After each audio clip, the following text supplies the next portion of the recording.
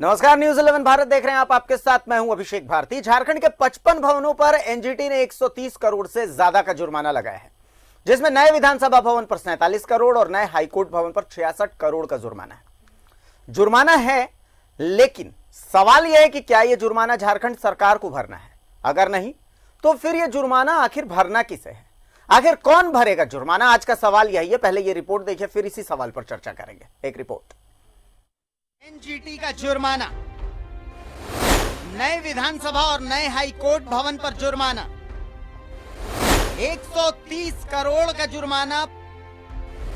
पर सवाल यह है कि जुर्माना भरेगा कौन?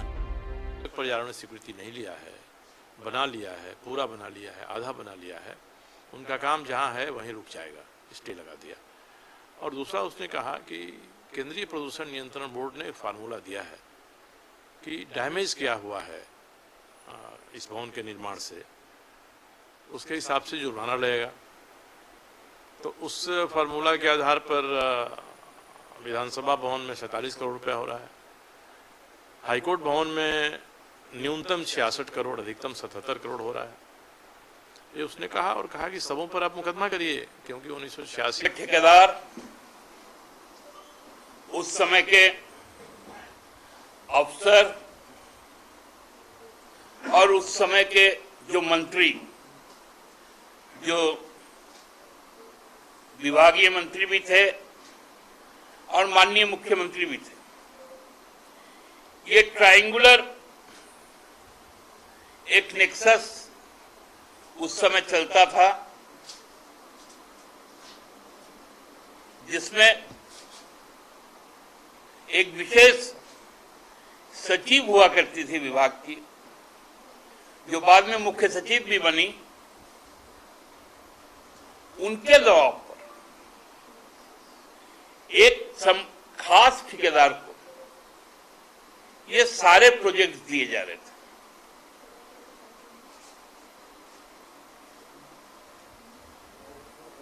आनंद फानन में 4 साल के अंदर ही एक ढांचा केवल तैयार हुआ और कह दिया गया कि अब इसका उद्घाटन माननीय प्रधानमंत्री जी करेंगे। सुना आपने, आर्थिक चुनौतियों से जूझ रहे झारखंड के सामने अब 130 करोड़ से ज्यादा का जुर्माना भरने की चुनौती है। ये चुनौती बस कुछ लोगों की महत्वाकांक्षा का नतीजा है। पिछली सरकार ने महत्वाकांक्षा में ही तो हाथी उड़ाया, रांची को शंघाई बनाया और महत्वाकांक्षा में ही प्रधानमंत्री के हाथों एक ऐसे भवन का उद्घाटन भी करवा दिया जिसे एनजीटी का क्लियरेंस ही नहीं मिला, और एनजीटी ने इसी बात को लेकर जुर्माना ठोक दिया। अब झारखंड के पास योजनाओं के क्रियान्वयन के लिए पैसे नहीं हैं, तो भला इस जुर्माने के लिए पैसे कहां से आएंगे? लेकिन इसका उपाय भी बताया गया। मुख्यमंत्री से लेकर संपूर्ण मंत्री परिषद, मुख्य सचिव से लेकर भवन निर्माण, वन और पर्यावरण विभाग, इन तमाम के जो प्रधान सचिव है, जो संबंधित ठेकेदार हैं, उनकी संपत्ति को नीलाम कर 130 करोड़ रुपए से भी ज्यादा जुटाकर ये पेनल्टी भरा जाए। ये जरूर कह सकता हूं कि उच्च न्यायालय बना है, झारखंड विधानसभा बना है, और कैसे बिना नियम कानून के बिना जब एनजीटी से उसका एनओसी लेना है तो बिना लिए हुए कैसे निर्माण हुआ, तो इसके लिए कहीं ना कहीं पदाधिकारी दोषी हैं। अब सवाल यह है कि वो पदाधिकारी राज्य सरकार के हैं, भाजपा के पदाधिकारी नहीं हैं, वो आज भी हैं। ये कहना कि उसके लिए भाजपा के लोगों को देना पड़ेगा, ये तो सरासर गलत है। ये सही भी है, वसूली तो उनसे ही होनी चाहिए जिन्होंने गलती की है। अब ये तो सरकार पर है कि वो ये वसूली करती कैसे है। रांची से न्यूज 11 भारत के लिए राकेश कुमार और शाहनवाज अख्तर के साथ जमशेदपुर से अन्नी अमृता की रिपोर्ट। तो नए विधानसभा और हाईकोर्ट भवन को बिना पर्यावरण स्वीकृति के बनाने के मामले में एनजीटी में सुनवाई हुई थी। इस सुनवाई में दोनों भवनों के निर्माण से पर्यावरण नुकसान के बदले सरकार पर जुर्माना लगाया गया। दरअसल इस मामले में केंद्रीय प्रदूषण कंट्रोल बोर्ड ने एनजीटी से जुर्माना लगाने की अनुशंसा की थी। मामले में प्रसिद्ध पर्यावरणविद और याचिकाकर्ता आरके सिंह से बात की हमारे दिल्ली सहयोगी ने। क्या कुछ कह रहे हैं आरके सिंह, समझ लीजिए। बिल्डिंग के लिए तकरीबन 74 से 81 करोड़ रुपया का जुर्माना एनजीटी की तरफ से लगाया गया है। हमारे साथ प्रसिद्ध पर्यावरणविद हैं आरके सिंह, जिनकी याचिका पर यह फैसला आया है, हमारे साथ खुद मौजूद हैं। सर, क्या पूरा मामला है दर्शकों को, और किस तरीके से आपने इसको एनजीटी में लड़ाई लड़ने का मन बनाया, वो डिटेल में बताएं। देखिए, आज की तारीख में हमारे देश में एक कानून है जिसको कहते हैं इन्वायरमेंटल इम्पैक्ट असेसमेंट 2006। इस कानून के तहत अगर कोई भी भवन निर्माण की प्रक्रिया कोई भी करते हैं और अगर उसका total built up area 20,000 square metre से ऊपर अगर होता है तो उस बिल्डिंग की जो जमीन है उसके मिट्टी भी खोदने के पहले आपको पूर्व में पर्यावरण की स्वीकृति लेना अनिवार्य है। अगर आपने पर्यावरण की स्वीकृति ना ली है तो वो एक तरह का एक क्रिमिनल केस रजिस्टर्ड होता है इन्वायरमेंटल प्रोटेक्शन एक्ट 1986 में। तो ये मुद्दा ये हुआ कि मुझे ये पता चला कि झारखंड में दो भाई बड़े बिल्डिंग बन रहे हैं और मैंने कुछ और बिल्डिंग्स देखे थे जमशेदपुर में, जैसे बड़े सारी कॉलोनी बनी है, वहाँ पे विजया गार्डन है, प्रकाश झा का मॉल बना है। तो ये सब कुछ बड़े बड़े बिल्डिंग्स थे जिनको देख के मुझे ये लगा कि ये बिल्डिंग जहाँ पे आ रहा है इसकी पर्यावरण स्वीकृति ली गई है कि नहीं ली गई। तो इसके लिए मैंने छानबीन करने की कोशिश की। तो मैंने भारत के वन एवं पर्यावरण मंत्रालय की वेबसाइट पे जाके मैंने देखा कि इस किसी भी बिल्डिंग का वहाँ पे कोई भी पर्यावरण स्वीकृति की सूचना नहीं है वहाँ पे। तब हमने सूचना के अधिकार के तहत हमने झारखंड के बिल्डिंग कंस्ट्रक्शन डिपार्टमेंट से ये मांगा कि भाई आप मुझे ये बताइए कि ये जो हाईकोर्ट बिल्डिंग और विधानसभा इसका बिल्टअप एरिया कितना है। तो मुझे पता चला कि ये दोनों का बिल्टअप एरिया 20,000 से ऊपर है, जो मुझे पहले से भी ये मैंने आभास था, लेकिन मैंने कहा कि ऑन पेपर के लिए जरूरी है, तो हमने वो उसको जो है वहाँ से निकाला। हमने देखा ये नहीं है। तब मेरे दिमाग में एक बात आई कि जिस राज्य की हम बात कर रहे हैं अगर उसका एक विधायिका, जहाँ विधायिका बैठती है जो कानून बनाएंगे, अगर वो पर्यावरण नियमों का उल्लंघन करके और उस बिल्डिंग को बनाएंगे और वहाँ पे पॉलिसी डिसीजन होगा आम जनता के लिए, तो उसका फेट कोई बहुत अच्छा नहीं है। सिमिलरली हाईकोर्ट जहां न्यायपालिका बैठ करके लोगों को न्याय की बात करेंगे, अगर उसका ही बिल्डिंग की नींव किसी मतलब कहते हैं कि हमारे देश के कानून के नियमों का उल्लंघन करके बना है, तो मुझे ऐसा लगा कि शायद जो है उस राज्य में आम नागरिकों को पर्यावरण संरक्षण, क्योंकि झारखंड जो बना है राज्य वो बना ही था किसके लिए, जंगल को लेकर के, जल जंगल जमीन जो पर्यावरण का एक बहुत ही महत्वपूर्ण अंग है।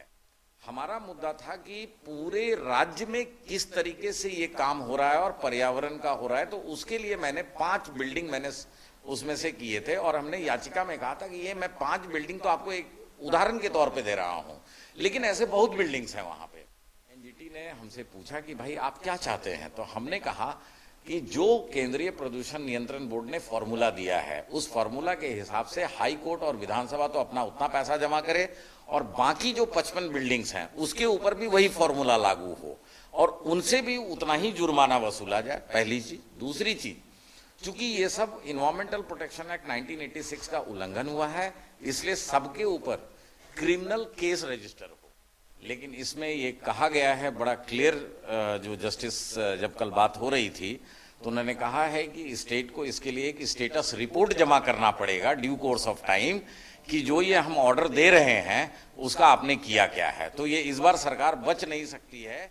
और है जिसमें कानून का उल्लंघन हुआ है, खास करके पर्यावरण के कानूनों का, और उसके लिए भारी जुर्माना राज्य सरकार को चुकाना है। अब वो पैसा कौन देगा, कब देगा, कैसे जमा होगा, ये आगे कानूनी पहलुओं का सवाल है। लेकिन ये बात स्पष्ट है कि सरकार के पास ये विकल्प है कि वो एनजीटी के आदेश को सुप्रीम कोर्ट में चुनौती कर सकता है। कैमरामैन शशि के साथ ऋषिकेश कुमार, न्यूज 11, दिल्ली। तो याचिकाकर्ता आरके सिंह जी क्या कह रहे थे वो आपने सुन लिया। इसका तकनीकी पक्ष क्या है, इसका पॉलिटिकल पक्ष क्या है, ये भी हमने आपको रिपोर्ट में दिखाया। अब इस पर ज्यादा चर्चा करने के लिए हमारे साथ विधायक सरयू राय मौजूद हैं, झारखंड मुक्ति मोर्चा के महासचिव सुप्रियो भट्टाचार्य मौजूद हैं और कांग्रेस के प्रदेश प्रवक्ता शमशेर आलम साहब भी मौजूद हैं।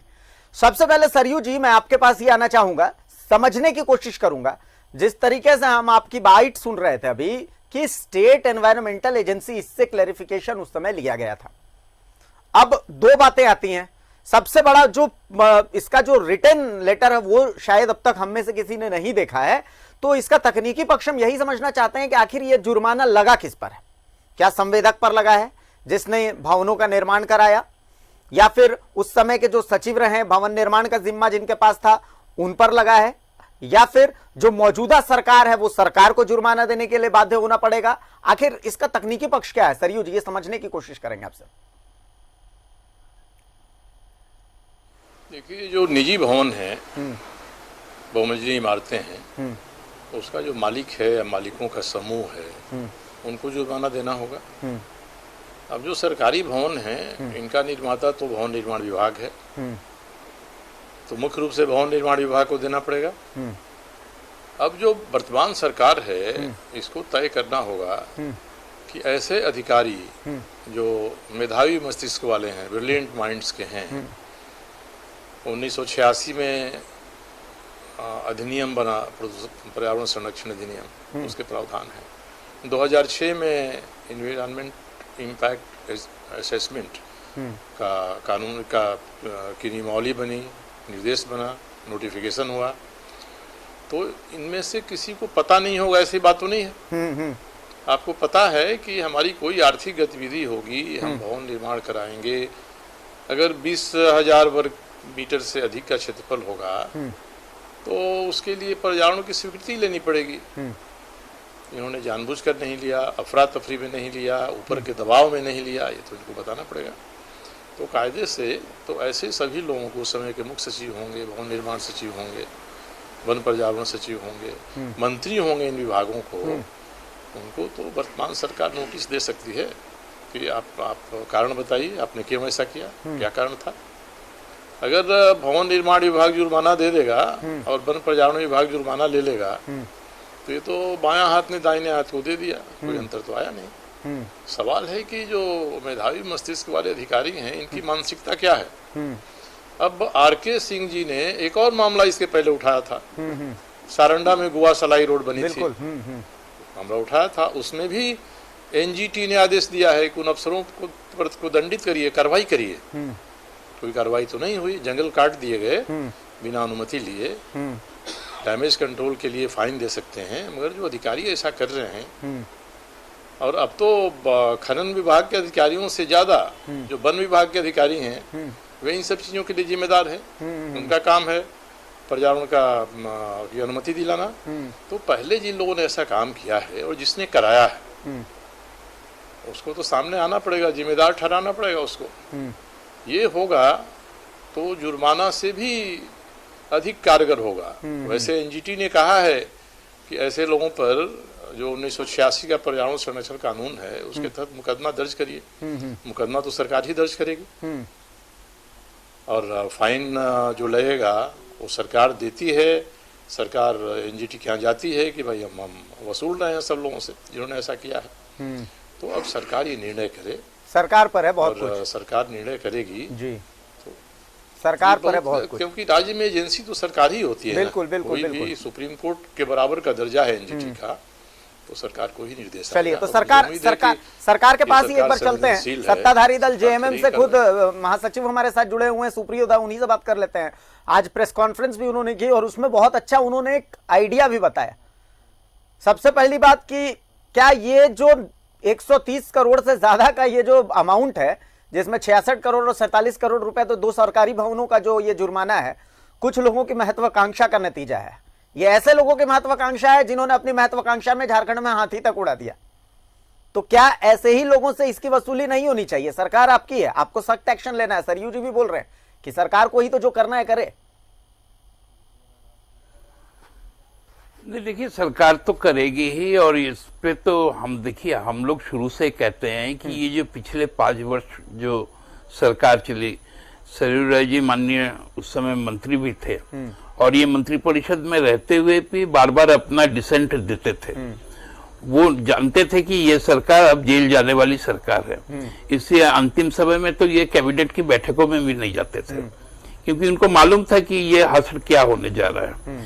देखिए, हमको तकलीफ इस बात का है कि आपको यदि अपना नाम छपवाना था शिलापट पे, क्योंकि हेमंत सोरेन का नाम आपको अच्छा नहीं लगता था जो 2013 में जब शिलान्यास हुआ था, उसके लिए आपने ये सारा तांडव किया। जब तांडव ही करना था तो तांडव आप खुद पर खुद करते। ये प्रधानमंत्री को इस तांडव में क्यों बुलाए? वो तो देश के माननीय प्रधानमंत्री हैं, तो उनको इस तरह से धोखे में रखकर अब तो हमको लगता है कि चूंकि ये पीएमओ से भी जुड़ा हुआ मामला है, बिल्कुल, क्योंकि उनके यात्रा का तो क्लियरेंस आखिर पीएमओ देता है, और पीएमओ तो हर चीज को देख कर देता है। आपको याद होगा कि जब पहाड़िया बटालियन का एक नियुक्ति पत्र बांटे थे साहेबगंज का, उस समय पुल का उद्घाटन करने आए थे, शिलान्यास करने आए थे, उद्घाटन छोड़ दीजिए, अभी तक तो काम ही शुरू नहीं हुआ। उस समय पहाड़िया बटालियन जो ट्राइबल बटालियन आईआरबी के नाम से पहले ही 6 साल पहले उसका गठन हो चुका था, और उसमें बोले कि नियुक्ति दे रहे, क्यों? क्योंकि लिट्टीपाड़ा में उपचुनाव हो रहा था बगल के कंस्टिट्यूएंसी में। तो ऐसे फर्जी लोगों में जब प्रधानमंत्री का कार्यालय घुस जाता है और प्रधानमंत्री जी खुद उसमें उपस्थित हो जाते हैं, आश्चर्य की बात तो ये है कि इस देश में कोई आइन कानून नियम है कि नहीं। हम सुन रहे थे आर.के. सिंह साहब को, कितना अच्छी बात कहा, जहां से कानून बनेगा, जहां पर कानून की रक्षा होगी, वहां पर ही कानून की धज्जियां उड़ गई। अरे वाह! और ये किस लिए? केवल और केवल संवेदक से जो लेना है वो लेना है, और लेके किसको देना है? भारतीय जनता पार्टी के केंद्रीय नेतृत्व को देना है। कौन थे उस समय के अध्यक्ष? हम लोग सबको जानते हैं।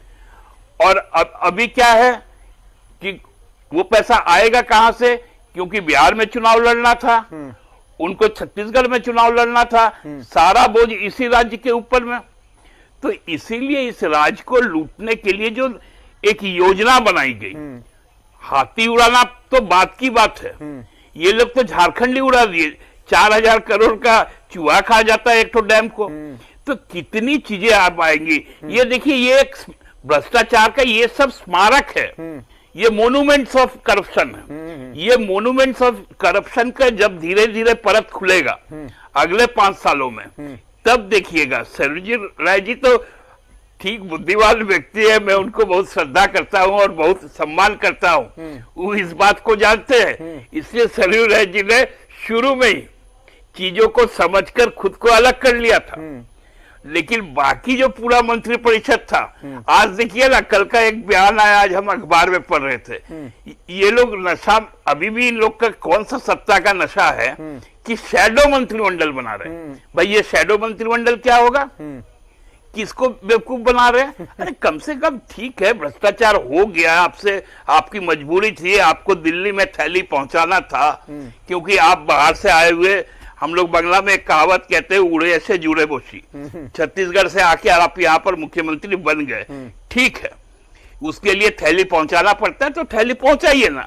लेकिन हम लोगों ने, आपको याद होगा भारती जी, हम लोगों ने इसी सवाल पर इस समारोह का बहिष्कार किया था। बिल्कुल। और उस समय में तमाम मीडिया, आप लोगों ने उस समय इस बात को कहा था कि प्रतिपक्ष का ये रवैया सही नहीं है। भाजपा के लोगों ने भी इस बात को कहा था। हम इस पाप के भागीदार बने क्या? हम यदि इस पाप के भागीदार बनते तो आज जुर्माना हमको भी देना पड़ता। इसलिए हम लोग कह रहे हैं कि जुर्माना इस राज्य का कोई भी एक व्यक्ति नहीं देगा, 1 रुपया नहीं देगा।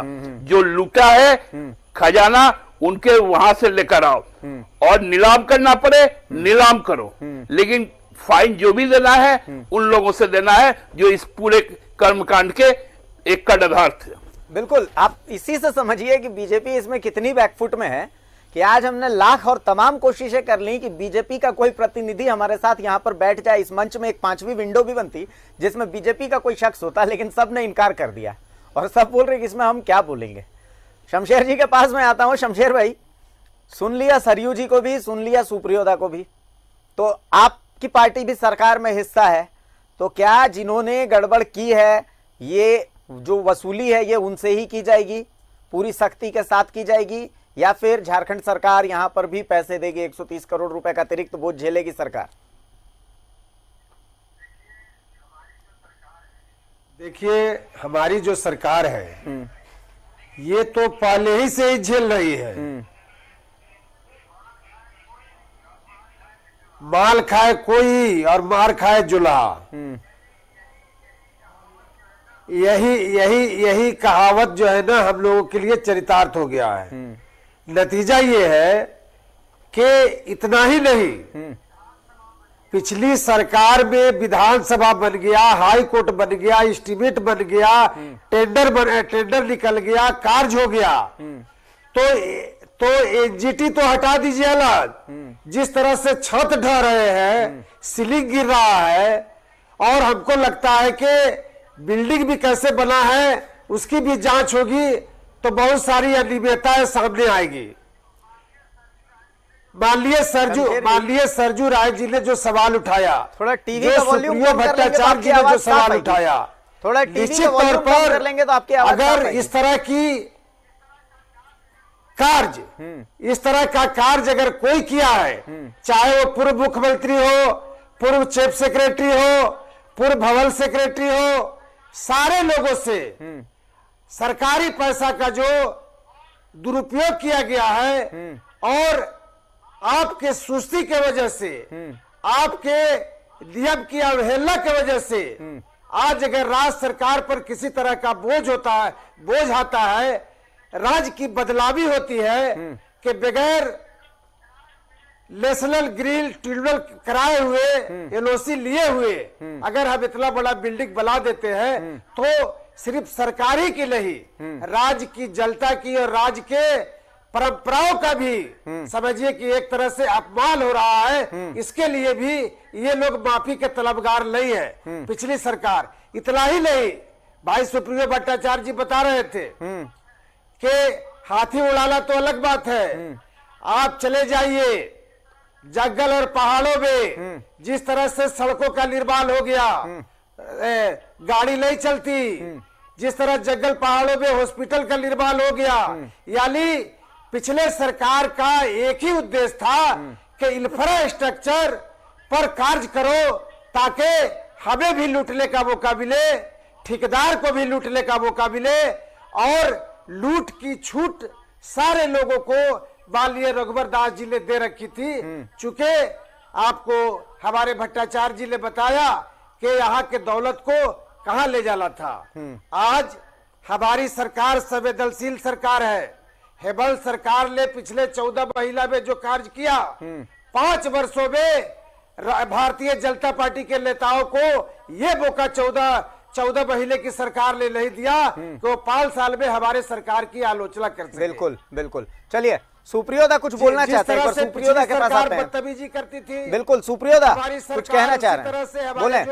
माननीय मुख्यमंत्री है उसी तरह से सरल स्वभाव, चाहे वो पदाधिकारी हो, आप कार्यकर्ता हो, आप नेता हो। आप लोगों से बात कर रहा था अपने कार्यालय में, एक मुद्दा हम लोगों ने उठाया था EIA पे, इन्वायरमेंटल असेसमेंट, जो अभी जो ड्राफ्ट पॉलिसी आया कि इन्वायरमेंटल इम्पैक्ट असेसमेंट का जो अभी प्रारूप है 1986 का, इसको आमूलचूल बदलने की बात हो रही है।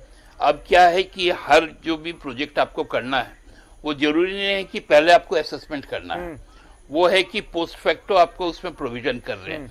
इस तरह के सरयू राय जी हालांकि हमसे बेहतर इन बातों को समझते हैं, पर्यावरण पे उनका बहुत पकड़ भी और काम भी करते रहे हैं एक लंबे समय से, चाहे वो ग्रीनरी का मूवमेंट हो गुमला के इलाके में, विशुनपुर के इलाके में, चाहे दामोदर नदी का हो मुद्दा, चाहे स्वर्ण रेखा का मुद्दा हो। सरयू राय जी इस विषय के पारंगत आदमी है, वो आपको ज़्यादा बेहतर ढंग से बता पाएंगे। लेकिन चूंकि बहुत कम समझदार लोगों में से हम भी एक हैं, लेकिन ये जो प्रावधान लाने जा रहा है, ये प्रावधान पूरे इस राज्य को, ये तो छोड़ दीजिए, ये तो होना ही है, वसूल भी लेंगे हम लोग, लेकिन इस राज्य को समाप्ति के कगार पर पहुंचाने जा रही है केंद्र सरकार और भाजपा की ये मंशा है। और ये एक ऐसा डेंजरस इंडिकेशन है कि जो भी ट्राइबल स्टेट है, जो भी मिनरल एनरिच स्टेट है, और जहाँ पर आपको जल जंगल और जमीन है, पर्यावरण पर ही पूरी बस पूरी जो जनसंख्या है वो निर्भर करती है। तो उन जगहों को समाप्त कर देने की जो एक माने बड़ा भयानक साजिश हो रहा है, हमको लगता है कि इस ओर भी हम लोगों को सोचना चाहिए। बिल्कुल कि यही प्रैक्टिसेस ये शुरू कर चुके थे पिछले गवर्नमेंट में, जब इन लोगों का NDA 1 आया था। लेकिन उस समय थोड़ा लोकलाज इन लोगों का बचा हुआ था, लेकिन अब तो लोकलाज भी खत्म हो गया NDA का। इसलिए अब देखिएगा जो भी चीजें सामने आएंगी वो चीजें पूरे इस राज्य को समाप्त करने के लिए, ये केवल एक्सचेकर ये बटन नहीं है, इसके ऊपर भी ज्यादा बटन आने वाला है। उसके लिए भी हम लोगों को आज से ही तैयार रहना चाहिए। सरयू जी, आपके पास आ रहा हूं। हालांकि आप इन सब मुद्दों पर बोलने से बचते हैं, आप सरकार का भी हिस्सा थे, तब भी आपने आगाह किया था इन सब बातों को लेकर के, उस समय भी आवाज आपने उठाई थी। हालांकि उस समय आपकी बातों को इग्नोर कर दिया गया था, और जो जो बातें आपने उस समय उठाई वो तमाम बातें अब जाकर के पिछली सरकार के लिए नासूर बनती जा रही हैं। रघुवर दास के लिए भी वो सारी बातें नासूर बनती जा रही हैं। अब स्थिति यह है कि जो जो सवाल आपने उठाए थे उन सबको या तो कोर्ट संज्ञान ले रहा है या फिर स्टिंग ऑपरेशन में सामने आ रहे हैं, लेकिन कहीं ना कहीं वो सारी चीजें सामने आ रही है। तो क्या कुछ लोगों की महत्वाकांक्षा, अगर झारखंड बीजेपी की आज की स्थिति जो वो विपक्ष में बैठी हुई है, तो कुछ लोगों की महत्वाकांक्षा जिनको आप ब्रिलियंट माइंड्स कह रहे हैं, सरकार के पीछे के वो चेहरे, उन्होंने ही पिछली सरकार की ये स्थिति कर दी, बीजेपी को इस स्थिति पर लाके पहुंचा दिया? देखिए, कोई किसी भी पार्टी में कोई गलती नहीं होती है। पार्टी में कुछ लोग होते हैं जो पार्टी के प्रतिनिधि बन जाते हैं, वे अच्छा काम करते हैं, पार्टी को अच्छा नाम मिलता है, खराब काम करते हैं खराब नाम मिलता है। तो ऐसे व्यक्तियों को चिन्हित करना चाहिए, दलों को भी। और दल मौन रहेगा तो यही मैसेज जाएगा कि परोक्ष समर्थन है। मैंने तो प्रधानमंत्री जी को भी एक लंबी चिट्ठी अंग्रेजी में लिखा था, क्योंकि दिल्ली में लोग अंग्रेजी ज़्यादा पसंद करते हैं, तवज्जो देते हैं उसको। और आज मैंने उसको सोशल मीडिया पर रिलीज भी किया है कि मैंने प्रधानमंत्री को क्या लिखा है और क्या क्या कहा है, कि क्या क्या गलत काम आपसे करा लिया गया। तो ये सोचना चाहिए, मगर मेरी चिट्ठी का कोई जवाब भी नहीं आया। और उसकी प्रतिक्रिया में यही हुआ कि मुझे ही टिकट से पैदल होना पड़ा अपनी पार्टी से। तो जनता ने मेरे तकलीफ को, दुख को समझा, मेरे साथ खड़ा हुई, तो आज मैं आपसे बात करने की स्थिति में हूँ। तो तकलीफ यही होती है कि सही आवाज़ उठाई जाती है तो उस पर संवाद होना चाहिए। संवाद की कमी रही, उस पर ख्याल करना चाहिए क्या सही है क्या गलत है। हम सुशासन देना चाहते हैं। हम आप 2, 4, 5 साल के लिए हैं, झारखंड तो सैकड़ों साल के लिए है, यहाँ की जनता हमेशा रहने वाली है। तो उसके लिए अच्छा काम करना है। पर्यावरण के संरक्षण की बात सभी करते हैं, मगर जब बात आती है तो वही होता है कि भाई सब चाहते हैं कि भगत सिंह पैदा हो, देखिए सुप्रियोदा भी ये बोल चुके, हमारे घर में ना हो, पड़ोस में झारखंड जानता है कि आप ज्ञानी हैं, काफी कुछ आपने देखा है। सुप्रियोदा भी अभी बोल चुके हैं कि वो बहुत सम्मान करते हैं आपका। झारखंड सरकार में मुख्यमंत्री खुद बोल चुके हैं कि वो आपका बहुत सम्मान करते हैं। तो ये वक्त ऐसा है कि आपकी सीनियरिटी आप दिखाइए। मैं भी सबों का बिल्कुल वो सजेशन दीजिए, अभी सरकार को क्या करना चाहिए। आप मुझसे नहीं, सरकार को सबको नोटिस जारी करनी चाहिए। सरकार अगर ये समझती है कि कैबिनेट में जितने मेंबर थे मुख्यमंत्री सहित, वो संविधान नियम कानून के हिसाब से उनको भी नोटिस जारी कर सकती है, उसको भी करना चाहिए।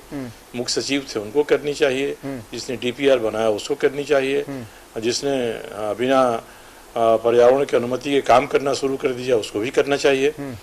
और जिन्होंने षड्यंत्र करके सिया जैसी निरी संस्था जिसको बना दिया है, उससे ले लिया कि साहब हम स्वीकृति दे देते हैं प्रधानमंत्री के आने के एक दिन पहले, तो उससे भी पूछना चाहिए, सिया के लोगों से भी पूछना चाहिए कि भाई आपके जिम्मे तो भारत सरकार ने दिया है पर्यावरण संरक्षण का काम, आप जो कोताही कर रहे हैं वो कैसे बर्दाश्त की जाएगी। तो ये षड्यंत्र का मामला तो बनता है जरूर, और षड्यंत्र के तहत कार्रवाई इसमें होनी चाहिए।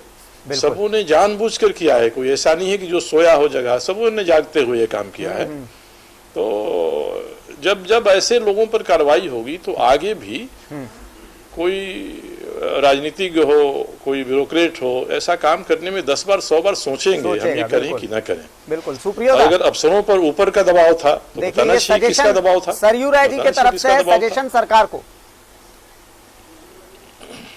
जी थोड़ा हमको बता दे क्या, क्योंकि सुनाई नहीं पड़ रहा। सजेशन सरयू राय जी का ये है कि जो कल्प्रिट हैं, मुख्य सचिव हैं या फिर जिसने एक दिन पहले जिस तरीके से प्राइवेट संस्था जिसको बना दिया गया है सिया, उससे क्लीन चिट ले ली कि हाँ भाई ये एनवायरमेंट फ्रेंडली और सारी चीजें हैं, जो कल्प्रिट हैं उन सबको नोटिस जारी करे सरकार, उन सब पर कार्रवाई करे सरकार, ताकि आगे ब्यूरोक्रेसी में यह मैसेज जाए कि भाई आप अगर ऐसा कुछ करते हैं तो आप पहले 10 बार सोच लीजिए, सरकार जगी हुई है।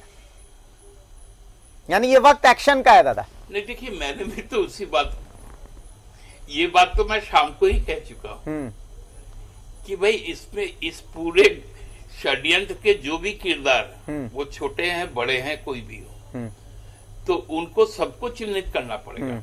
और मैं बार बार कहता हूं कि कोई भी आम जन इसके एवज में 1 रुपए भी पे नहीं करेगी, और चूंकि आम जन पे नहीं करेगी तो सरकार पे नहीं करेगी। तो सरकार यदि पे नहीं करेगी तो उसका उपाय भी तो हमने बताया बिल्कुल कि इन लोगों के पास में अकूत धन है, एक आदमी के पास में हजारों करोड़ रुपए है, उन लोगों को कुछ नहीं जाता है, हाथ के मैल की तरह निकाल के ये पैसा दे देंगे लोग, नहीं देंगे जेल के पीछे रहेंगे, तो उसके बाद तो फिर देंगे ही देंगे। तो इसलिए सरकार के पास में उपाय होनी चाहिए और सरकार को ये काम करनी चाहिए। बिल्कुल, मैं अपने ही दल के सरकार को, चूंकि हम लोग कोलिशन में हैं, मैं इसके बाद ये सजेशन देने वाला हूँ। अब मेरी बात अब कैबिनेट होल कितना मानेगी, मैं सरकार का प्रवक्ता हूँ, मैं तो शुद्ध रूप से अपने पार्टी का प्रवक्ता हूँ, और जो जनभावना हमारे पार्टी के पास में आती है उससे माननीय मुख्यमंत्री को और अन्य मंत्रियों को अवगत करवा देता हूं। बिल्कुल बिल्कुल तो वो मैं करवा दूंगा कि इस राज्य की जनता तैयार नहीं है 1 रुपया देने के लिए भी, आपको पैसा देना है, आप पैसा वसूल लीजिए और पैसा जमा कर दीजिए, चलिए, अन्यथा जो लोग हैं उनको जेल के अंदर डालिए। चलिए, वक्त कम है हमारे पास, 30 सेकंड का और वक्त है। शमशेर जी, सुप्रियोदा तो बोल चुके हैं कि वो अपनी पार्टी को तो इसके लिए कन्विंस करेंगे कि भाई कार्रवाई चाहिए, क्या आप भी अपनी पार्टी को कन्विंस करेंगे? आपकी पार्टी भी इसके पक्ष में है, जो कल्प्रिट है वसूली उनसे ही होनी चाहिए। बिल्कुल बिल्कुल, हम सुप्रियो भट्टाचार्य जी के बात से सहमत है, और चूंकि जब हम हर चीज एक साथ करते हैं, इस तरह इस डिमांड को भी कांग्रेस पार्टी चाहती है और बोला भी जाएगा कि माननीय मुख्यमंत्री जी जो दोषी है उन दोषियों से ये करे, न कि गरीब जनता के खून पसीने का पैसा हम उन लोगों की गलती की वजह से हम भरने का काम करेंगे। बिल्कुल, ये काम नहीं होनी चाहिए। चलिए शमशेर जी, बहुत बहुत शुक्रिया आपका, सुप्रियोदा आपका भी बहुत बहुत शुक्रिया, और शुक्रिया सरयू जी आपका भी, आप हमारे साथ जुड़े और वो पॉइंट्स आपने हमारे सामने रखे इस मुद्दे से जुड़े हुए, अभी तक जिनको लेकर के थोड़ी धूल जमी हुई थी, थोड़ा समझ का फेर था, बहुत सारी बातें आपने बताई, और सबसे बड़ी बात कि एक अग्रज की तरह आपने सरकार को किस तरीके से इसको वसूला जाना चाहिए वो बताया, जिस पर मुहर सुप्रियोदा यहां बैठे हुए थे, शमशेर आलम बैठे हुए थे, उन्होंने भी लगाई। फिलहाल एक छोटे से ब्रेक के लिए रुकते हैं, ब्रेक के बाद जब वापस आएंगे तो कई और खबरों पर नजर डालेंगे। एक छोटा सा ब्रेक लेते हैं।